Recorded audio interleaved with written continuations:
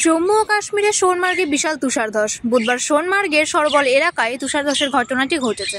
যদিও এখনো পর্যন্ত তুষারের নিচে চাপা পড়ে কোনো হতাহতের খবর পাওয়া যায়নি। সেই তুষারধসের একটি ভিডিও ইতিমধ্যেই প্রকাশ্যে এসেছে। ভাইরাল হয়েছে ভিডিওটি। সেই ভিডিওকে কেন্দ্র করে হইচই পড়েছে। সংবাদ মাধ্যমের প্রতিবেদন অনুযায়ী বুধবার কাশ্মীর উপত্যকার শেষগ্রাম সরবলে তুষারধসের ঘটনাটি ঘটেছে। আতঙ্ক ছড়িয়ে পড়ে স্থানীয়দের মধ্যে। তবে ভয়ঙ্কর তুষারধসের কবলে পড়ে কারোর মৃত্যু হয়নি, আহত হওয়ার খবরও নেই। তুষারধসের সেই ভিডিওটি পোস্ট করা হয়েছে সংবাদ সংস্থা ANI এর এক্স হ্যান্ডেল থেকে।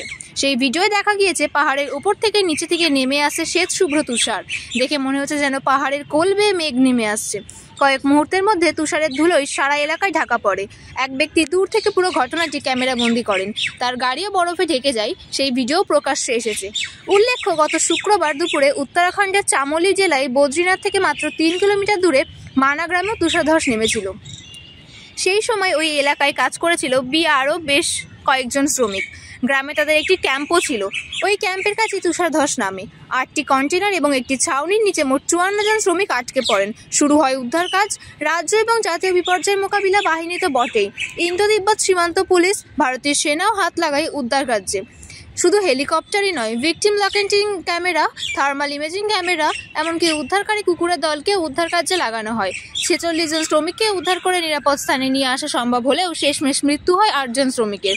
এরপর আবার জম্মু এবং কাশ্মীরে তুষারধসের ঘটনা ঘটল।